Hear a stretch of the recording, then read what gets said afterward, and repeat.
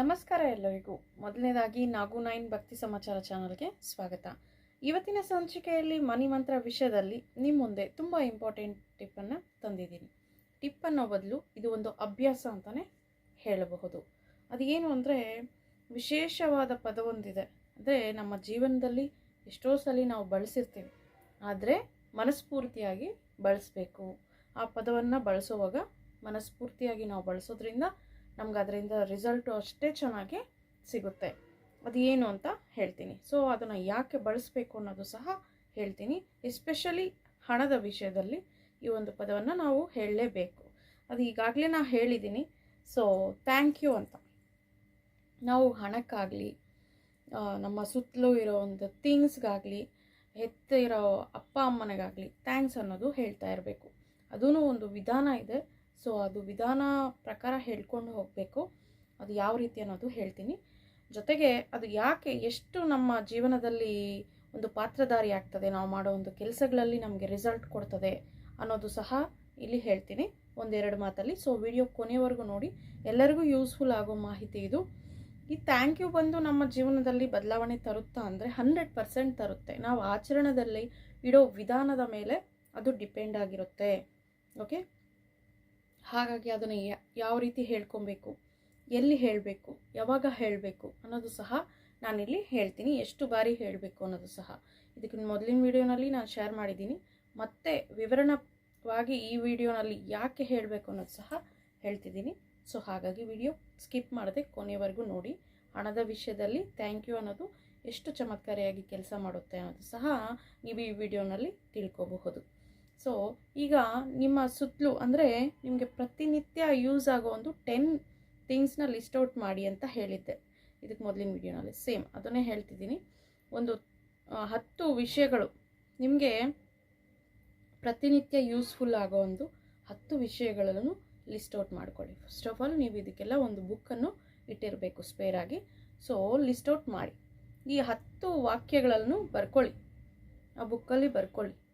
ಅದಕ್ಕೆ ಒಂದೊಂದು ವಾಕ್ಯವನ್ನು ಮತ್ತೆ ಓದಿ. 10 ಓದ್ಬಿಟ್ಟು ಒಂದೊಂದನ್ನು ಓದ್ತಾ thank you thank you thank you ಅಂತ 3 ಸಲ ಹೇಳಬೇಕು. ಆ ಒಂದು ಸೆಂಟೆನ್ಸ್ನ ಓದ್ಬಿಟ್ಟು ಥ್ಯಾಂಕ್ ಯು, ಏನಕ್ಕೆ ಅದಕ್ಕೆ ಥ್ಯಾಂಕ್ ಯು ಹೇಳ್ತಿದ್ದೀರಾ ಅದನ್ನು ಸಹ ನೀವು ಆ್ಯಡ್ ಮಾಡ್ಕೊಬೇಕು. ಅದು ನಿಮಗೆ ಯಾವ ರೀತಿ ಉಪಯೋಗ ಆಗ್ತಾ ಇದೆ, ಏನಕ್ಕೋಸ್ಕರ ನೀವು ಅದಕ್ಕೆ ಥ್ಯಾಂಕ್ ಯು ಹೇಳ್ತಿದ್ದೀರಾ ಅನ್ನೋದು ಸಹ ಆ ಒಂದು ಸೆಂಟೆನ್ಸಲ್ಲಿ ನೀವು ಹೇಳ್ಕೊಳ್ಳೋವಾಗ, ಉಚ್ಚಾರಣೆ ಮಾಡ್ಕೊಳ್ಳೋವಾಗ ಹೇಳ್ಕೊಬೇಕಾಗ್ತದೆ. ಫಾರ್ ಎಕ್ಸಾಂಪಲ್, ನಿಮಗೆ ಏನು ಪ್ರತಿನಿತ್ಯ ನಿಮಗೆ ನೀವು ಹಾಕ್ಕೊಂಡಿರೋ ಒಂದು ಬಟ್ಟೆಗಾಗಿರಬಹುದು ಥ್ಯಾಂಕ್ ಯು, ಈ ಡ್ರೆಸ್ ನನಗೆ ತುಂಬ ಇಷ್ಟ, ಥ್ಯಾಂಕ್ ಯು. ಯಾಕೆ ಹೇಳಿ, ಯಾಕೆ ನೀವು ಅದಕ್ಕೆ ಥ್ಯಾಂಕ್ ಯು ಹೇಳ್ತಿದ್ದೀರಾ? ನಿಮ್ಗೆ ಅದು ತುಂಬ ಇಷ್ಟವಾಗಿದೆ, ಅದಕ್ಕೆ ನೀವು ಆ ಡ್ರೆಸ್ ಹಾಕ್ಕೊಂಡಿದ್ದೀರಾ, ಅದಕ್ಕೆ ಥ್ಯಾಂಕ್ಸ್ ಹೇಳ್ತಾ ಇದ್ದೀರಾ ಅಲ್ವಾ? ಇಲ್ಲಿ 2 ಮೀನಿಂಗು ಸೇರಿಸಿ ಹೇಳಬೇಕು. ಥ್ಯಾಂಕ್ ಯು ಹೇಳಬೇಕು, ಏನಕ್ಕೆ ಹೇಳ್ತಾ ಇದ್ದೀರಾ ಅನ್ನೋದು ಸಹ ನಿಮಗೆ ತಿಳಿದಿರಬೇಕು.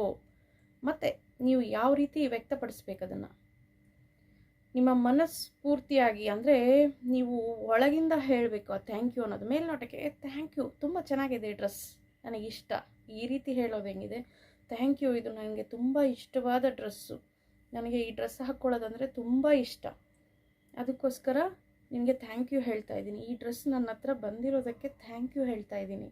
ನನಗೆ ಇಷ್ಟವಾದ ಕಲರ್ ಇರೋ, ಇಲ್ಲ ಇಷ್ಟವಾದ ಪ್ಯಾಟ್ರನ್ ಇರೋ ಡ್ರೆಸ್ ನನ್ನ ಹತ್ರ ಬಂದಿದೆ, ಅದು ನಾನು ಇವತ್ತು ಹಾಕ್ಕೊಂಡಿದ್ದೀನಿ, ನನಗೆ ಖುಷಿ ಕೊಡ್ತಾ ಇದೆ, ಅದಕ್ಕೆ ನಾನು ಈ ಡ್ರೆಸ್ಗೆ ಥ್ಯಾಂಕ್ ಯು ಹೇಳ್ತಾ ಇದ್ದೀನಿ. ಇದು ಯಾವ ರೀತಿ ಇದೆ?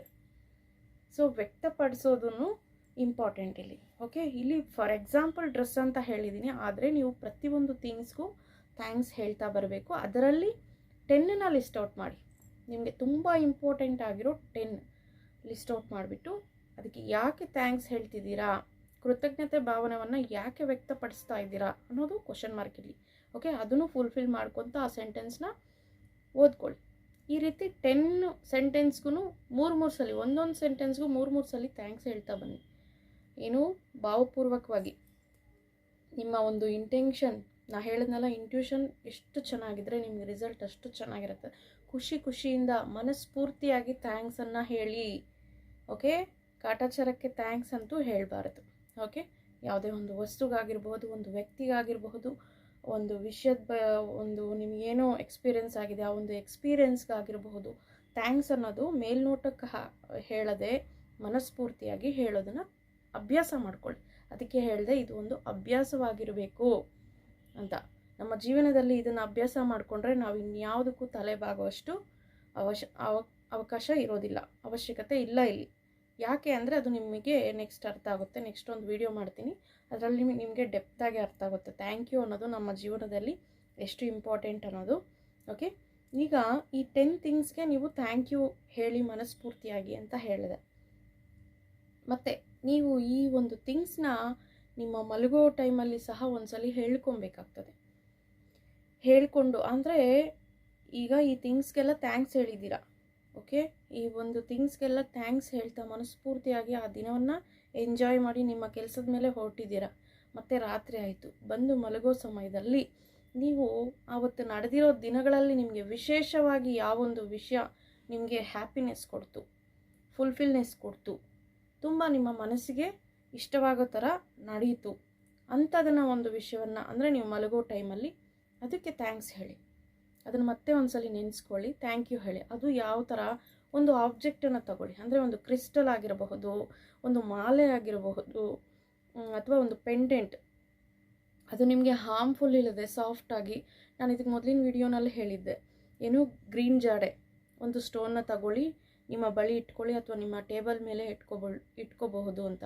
ಆ ಥರ ಒಂದು ಗ್ರೀನ್ ಜಾಡೆ ಆಗಿರಬಹುದು, ಯಾವುದೇ ಒಂದು ಕ್ರಿಸ್ಟಲ್ ಆಗಿರಬಹುದು, ನಿಮಗೆ ಇಷ್ಟವಾದ ಥಿಂಗ್ ಆಗಿರಬಹುದು, ಅದು ನಿಮ್ಮ ಕೈಯಲ್ಲಿ ಹಿಂಗೆ ಹಿಡ್ಕೊಂಡ್ರೆ ಕ್ಲೋಸ್ ಆಗಬೇಕು. ಆದರೆ ಯಾವುದೇ ರೀತಿ ಚುಚ್ಕೊಳ್ಳೋದು, ವೆಯ್ಟ್ ಇರೋದು ಅಂಥದ್ದು ಬೇಡ, ವೆಯ್ಟ್ಲೆಸ್ ಆಗಿ ಬೆಟರ್ ನೀವು ಗ್ರೀನ್ ಜಾಡೆ ತಗೊಂಡ್ರೆ ಒಳ್ಳೆಯದು. ಅದನ್ನು ಕೈಯಲ್ಲಿ ಇಟ್ಕೊಂಡು ಅವತ್ತು ಇಡೀ ದಿನ ನಡೆದಿರೋ ಒಂದು ವಿಷಯಗಳಲ್ಲಿ ನಿಮಗೆ ವಿಶೇಷವಾಗಿ ಆನಂದವನ್ನು ತಂದುಕೊಟ್ಟಿರೋ ಒಂದು ವಿಷಯವನ್ನು ಮನಸ್ಫೂರ್ತಿಯಾಗಿ ನೆನೆಸ್ಕೊಂಡು ಅದಕ್ಕೆ ಥ್ಯಾಂಕ್ ಯು ಹೇಳಿ. ಓಕೆ, ಯಾಕೆ ಇದನ್ನು ಮಲಗೋ ಟೈಮಲ್ಲಿ ಥ್ಯಾಂಕ್ ಯು ಹೇಳಬೇಕು ಅಂದರೆ ನಾವು ಆರಾಮಾಗಿ ಮಲ್ಕೊತೀವಿ, ಒಂದು ಮನಸ್ಸು ತೃಪ್ತಿಯಾಗಿ ಮಲ್ಕೊತೀವಿ. ನೆಕ್ಸ್ಟ್ ಡೇ ಅನ್ನೋದು ಇವತ್ತಿನ ಡೇಗೆ ಲಿಂಕ್ ಆಗಿರುತ್ತೆ. ಹಾಗಾಗಿ ಥ್ಯಾಂಕ್ಸ್ ಹೇಳ್ಕೊಂಡು ಮಲಗಬೇಕು. ಮತ್ತು ಕೆಲವೊಂದು ಸಂದೇಶಗಳಿದ್ದೇ ಇರ್ತದೆ ನಮಗೆ ಹಣದ ವಿಷಯದಲ್ಲಿ. ಹಣ ಯಾವಾಗಲೂ ಇರೋರ ಹತ್ರನೇ ಇರ್ತದೆ, ಇಲ್ಲದೇ ಇರೋರಿಗೆ ಹಣ ಅನ್ನೋದು ಬರೋದಿಲ್ಲ ಅಂತ. ಹೌದು, ಹಣ ಅನ್ನೋದು ಯಾವಾಗಲೂ ಇರೋರ ಹತ್ರನೇ ಇರ್ತದೆ. ಆದರೆ ಏನಿರೋರ ಹತ್ರ ಇರ್ತದೆ ಆ ವಿಷಯದ ಬಗ್ಗೆ ಅವಗಾಹನೆ ಇರಬೇಕು ನಿಮಗೆ. ಏನಿರೋರ ಹತ್ರ ಇರ್ತದೆ, ದುಡ್ಡಿರೋರ ಹತ್ರ ದುಡ್ಡು ಇರ್ತದ? ಹೌದು ಅಂತಲೇ ಸುಮಾರು ಜನ ಅನ್ಕೊತಾರೆ. ಹೌದು, ಆದರೆ ಯಾಕಿರುತ್ತೆ, ಏನಿದ್ರೆ ಅವ್ರ ಹತ್ರ ದುಡ್ಡಿದೆ ಅನ್ನೋದನ್ನು ನೀವು ತಿಳ್ಕೊಬೇಕು. ಇದು ಅವಶ್ಯಕತೆ ಇದೆ. ಸುಮಾರು ನಮ್ಮ ಒಂದು ಲೈಫ್ ಸ್ಟೈಲ್ನ ನಾವು ರೂಢಿ ಮಾಡ್ಕೊಬೇಕು, ಲ್ಯಾವಿಶ್ ಆಗಿರಬೇಕು, ಲಕ್ಸುರಿ ಆಗಿರಬೇಕು ಅಂದರೆ ಈ ವಿಷಯಗಳನ್ನೆಲ್ಲ ನೀವು ತಿಳಿದಿರಬೇಕು. ಹಣ ಅನ್ನೋದು ಇರೋರ ಹತ್ರನೇ ಇರ್ತದೆ. ಅದು ಏನಿರೋರ ಹತ್ರ ಇರುತ್ತೆ, ಕೃತಜ್ಞತೆ ಭಾವನೆ ಯಾರ ಹತ್ರ ಹೆಚ್ಚೆಚ್ಚಿರ್ತದೋ ಅವ್ರ ಹತ್ರ ಹಣ ಅನ್ನೋದು ಹೆಚ್ಚೆಚ್ಚು ಬರ್ತಾ ಇರ್ತದೆ. ಹೌದು, 100% ಅಂತ ಹೇಳಬಹುದು. ಈಗ ನೀವು ಥ್ಯಾಂಕ್ಸ್ ಹೇಳ್ತಾ ಇರ್ರಿ, ಥಿಂಗ್ಸ್ಗೆ ಹೇಳಿ, ನಿಮಗೆ ಹೆಲ್ಪ್ ಆಗಿರೋ ಪರ್ಸನ್ಸ್ಗೆ ಹೇಳಿ, ಹೆಲ್ಪ್ ಆಗಿರೋ ವಾತಾವರಣಕ್ಕೆ ಹೇಳಿ, ಸುತ್ತಲೂ ಇರೋ ಒಂದು ಅಟ್ಮಾಸ್ಫಿಯರ್ಗೆ ಹೇಳಿ. ಅದು ಅಷ್ಟು ಯಾಕೆ ಪ್ರತಿನಿತ್ಯ ಎದ್ದ ತಕ್ಷಣ ಸೂರ್ಯನಿಗೆ ಥ್ಯಾಂಕ್ಸ್ ಹೇಳಿ. ಯಾಕಂದರೆ ನಮ್ಗೆ ಅಷ್ಟೊಂದು ಬೆಳಕು, ನಾವು ನಮ್ಮ ಚಟುವಟಿಕೆಗಳು ಓಡಾಡಿಕೊಂಡು ಆರಾಮಾಗಿ ಜೀವನ ಶೈಲಿಯನ್ನು ರೂಢಿ ಮಾಡಿಕೊಂಡು ಕೆಲಸ ಮಾಡ್ಕೊಬೇಕಂದ್ರೆ ನಮಗೆ ಇಲ್ಲಿ ಸನ್ ಅನ್ನೋದು ಎಷ್ಟೋ ಸಪೋರ್ಟ್ ಮಾಡ್ತಿದೆ ಅಲ್ವಾ. ಪ್ರತಿನಿತ್ಯ ನಮಗೆ ಅದು ಬೆಳಗ್ಗೆ ಆಗಿದೆ ಅಂತ ಗೊತ್ತಾಗೋದೇ ಸೂರ್ಯನಿಂದ. ಹಾಗಾಗಿ ಸೂರ್ಯ ನಮಸ್ಕಾರ ಮಾಡಿ ಅಥವಾ ಸೂರ್ಯನಿಗೆ ಥ್ಯಾಂಕ್ಸ್ ಹೇಳಿ. ನಮ್ಮ ಜೀವನದಲ್ಲಿ ಇಷ್ಟೊಂದು ಬೆಳಕನ್ನು ತುಂಬಿಸಿರೋದಕ್ಕೆ ನಾವು ಏನೇ ಕೆಲಸ ಮಾಡಬೇಕಂದ್ರೂ ಬೆಳಕು ಇಂಪಾರ್ಟೆಂಟ್ ಅಲ್ವಾ. ಸೊ ಅದಕ್ಕೆ ಸೂರ್ಯನಿಗೆ ನಮಸ್ಕಾರ ಮಾಡ್ತಾ ಥ್ಯಾಂಕ್ಸ್ ಹೇಳಿ. ನಿಮ್ಮ ಸುತ್ತಲೂ ಇರೋ 10 ಥಿಂಗ್ಸ್ಗೆ ಥ್ಯಾಂಕ್ಸ್ ಹೇಳಿ. ನೆಮ್ಮದಿಯಿಂದ ಜೀವನವನ್ನು ಮಾಡೋದನ್ನು ಅಭ್ಯಾಸ ಮಾಡ್ಕೊಳ್ಳಿ. ಫಸ್ಟ್ ಆಫ್ ಆಲ್ ನಿಮ್ಮ ಬಳಿ ಏನಿದೆಯೋ ಅದಕ್ಕೆ ಥ್ಯಾಂಕ್ಸ್ ಹೇಳಿ. ಇಲ್ಲ ಅಂತ ಕೊರಗೋದು ಬಿಟ್ಟು ಏನಿದೆಯೋ ಅದಕ್ಕೆ ಥ್ಯಾಂಕ್ಸ್ ಹೇಳಿ.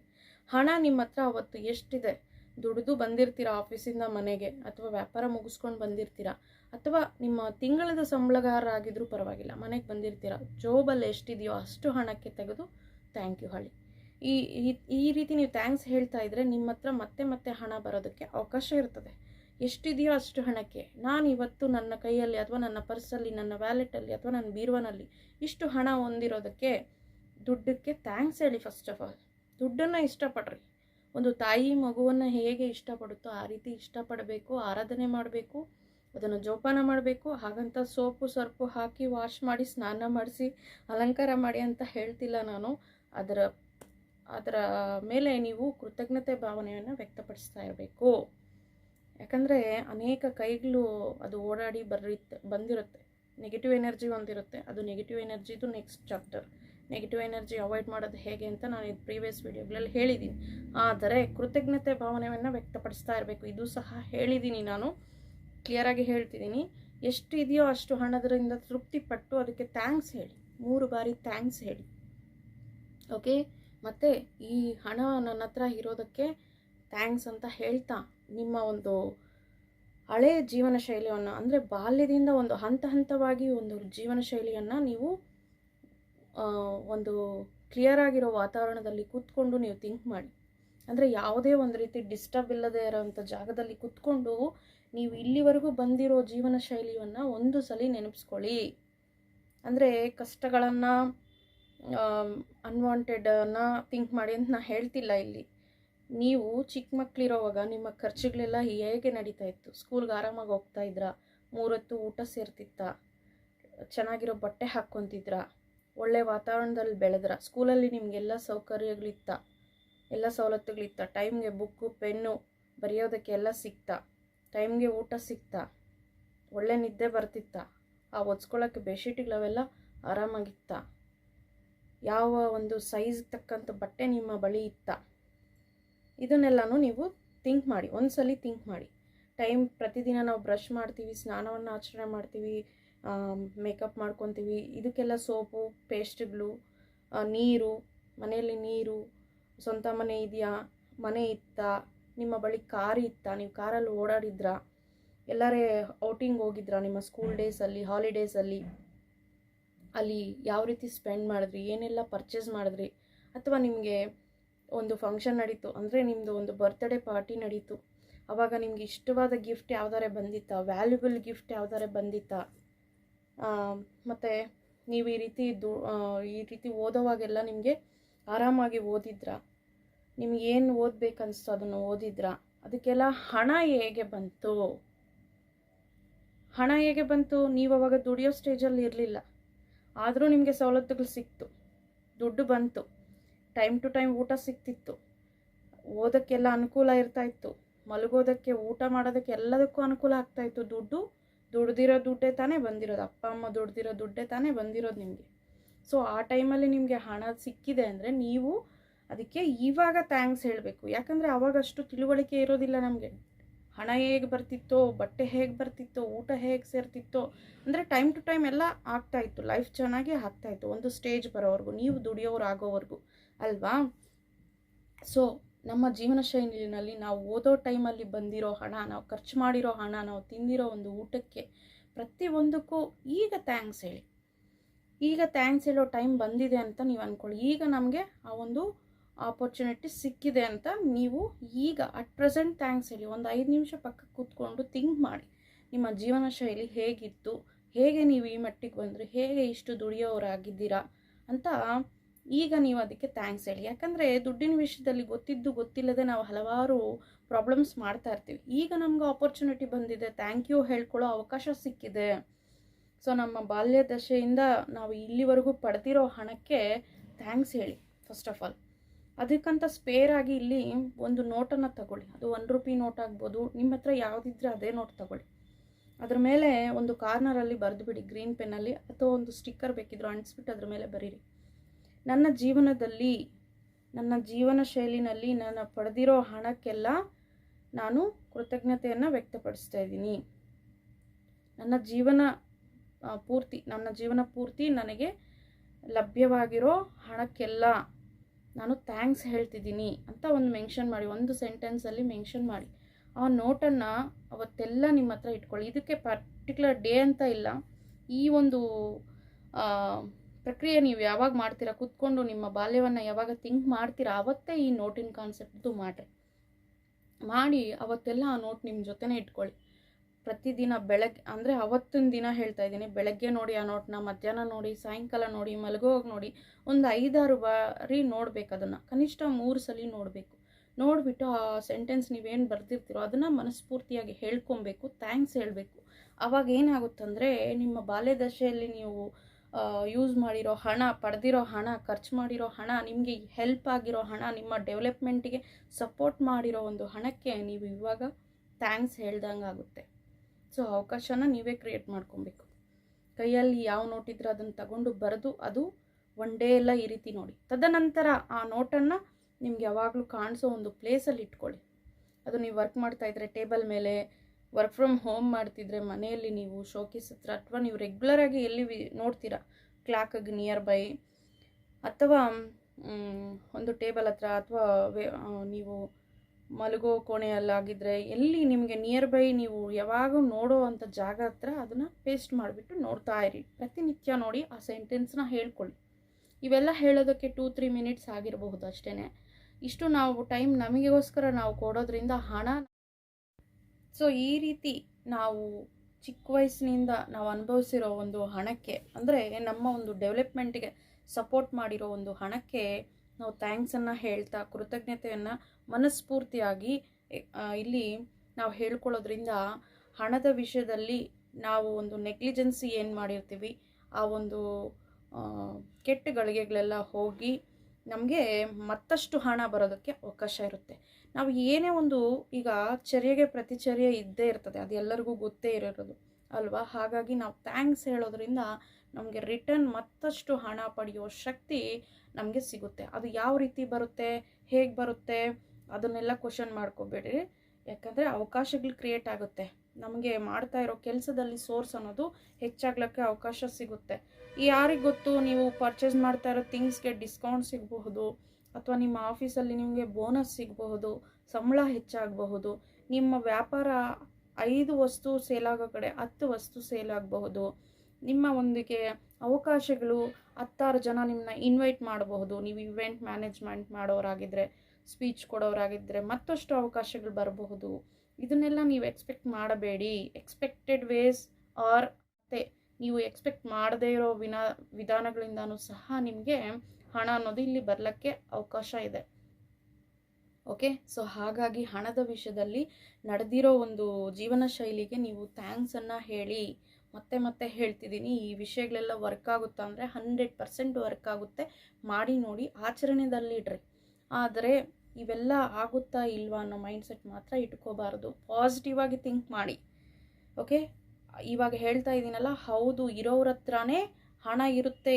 ಏನು ಇರೋರ ಹತ್ರ ಜ್ಞಾನ ಅನ್ನೋದು ನಮಗೆ ಒಂದು ಸಂಪತ್ತು. ಅದನ್ನು ಬಳಸದೇ ಇದ್ದರೆ, ಅಭ್ಯಾಸ ಮಾಡದೇ ಇದ್ದರೆ ವೃಥಾ, ವೇಸ್ಟ್ ಆಗುತ್ತೆ. ಹಾಗೆಯೇ ಈ ಕೃತಜ್ಞತೆ ಭಾವನೆ ಅನ್ನೋದು ನಮಗೆ ಸಿಕ್ಕಿರೋ ಒಂದು ಸಂಪತ್ತು ಥರ ಇಮ್ಯಾಜಿನ್ ಮಾಡ್ಕೊಳ್ಳಿ. ಚಾಡಿಗಳು, ಹಣದ ವಿಷಯದಲ್ಲಿ ನಾವು ತಿಳಿದೇ ಇದ್ರೂ ನಿರಾಸೆಯನ್ನು ವ್ಯಕ್ತಪಡಿಸೋದು, ಅಸಂತೃಪ್ತಿ, ಅದು ನಮ್ಗೆ ಸಿಗ್ತಾ ಇಲ್ಲ ಅಂತ ಕೊರಗೋದು, ಅದನ್ನು ಮಾಡ್ಕೊಳ್ಳೋದು, ಸಿಚುವೇಶನ್ಗೆ ಹಣ ಬೇಕು ಅಂದರೆ ಅಯ್ಯೋ ಈ ಹಣ ನನಗೆ ಸಿಕ್ಕಲಿಲ್ವೇ ಅಂತ ಸಿಟ್ಟು ಮಾಡ್ಕೊಳ್ಳೋದು, ಅದರ ಪರವಾಗಿ ನಾವು ಎನಿಮಿ ಆಗಿಬಿಡೋದು, ಈ ರೀತಿಯೆಲ್ಲ ಬಿಹೇವ್ ಮಾಡೋದ್ರಿಂದ ನಮಗೆ ಹಣ ಬರೋದಿಲ್ಲ. ಬರೋ ಮಾರ್ಗಗಳು ಸಹ ಕ್ಲೋಸ್ ಆಗೋ ಅವಕಾಶಗಳಿರ್ತವೆ. ಹಾಗಾಗಿ ಹಣವನ್ನು ಯಾವುದೇ ಕಾರಣಕ್ಕೂ ಬೈಕೋಬಾರ್ದು. ಅದಕ್ಕೆ ಕೃತಜ್ಞತೆಯನ್ನು ಪ್ರತಿದಿನ ಹೇಳ್ತಾ ಇರಿ. ನಿಮ್ಗೆ ಯಾವುದೋ ಒಂದು ರೂಪದಲ್ಲಿ ಹಣ ಬರ್ತಾ ಇರುತ್ತೆ.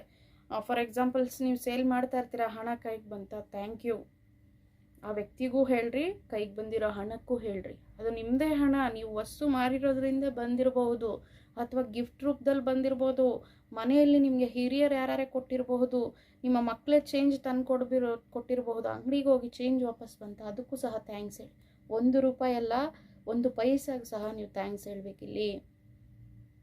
ಸೊ ಆ ರೀತಿ ನೀವು ಅದನ್ನು ಆರಾಧನೆ ಮಾಡಿದ್ರೆ, ಇಷ್ಟಪಟ್ಟರೆ, ಅದು ಯಾವಾಗಲೂ ನಿಮ್ಮನ್ನು ಬಿಟ್ಕೊಡೋದಿಲ್ಲ.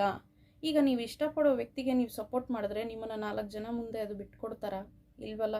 ಅದೇ ರೀತಿಯೇ ಈ ಹಣನೂ ಅಷ್ಟೇ. ಅದನ್ನು ಯಾವಾಗಲೂ ಹಿಂದೆ ಹಾಕ್ಕೊಂಡು ಬನ್ನಿ. ಅಂದರೆ ಅದಕ್ಕೆ ರೆಸ್ಪೆಕ್ಟ್ ಕೊಡ್ತಾ ಪ್ರೀತಿಸ್ತಾ ಬನ್ನಿರಿ. ಅದನ್ನೇ ಹೇಳ್ತಾ ಇರೋದು, ಐ ಲವ್ ಯು ಮನಿ, ಸಾರಿ ಮನಿ. ಅದಕ್ಕೆ ಸಾರಿ ಹೇಳಿ, ಅದ್ರ ವಿಷಯದಲ್ಲಿ ತಪ್ಪಾಗಿ ನಡ್ಕೊಂಡಿದ್ರೆ ಪ್ರೀತಿಸಿ, ಅದನ್ನು ವೆಲ್ಕಮ್ ಮಾಡಿ, ಇರೋದಕ್ಕೆ ಥ್ಯಾಂಕ್ಸ್ ಹೇಳಿ. ಕೃತಜ್ಞತೆ ಭಾವನೆಯನ್ನು ಎಷ್ಟು ನಾವು ಡೆವಲಪ್ ಮಾಡ್ಕೊತೀವೋ ಅಷ್ಟು ಹಣ ವೃದ್ಧಿ ಅನ್ನೋದು ಆಗುತ್ತೆ.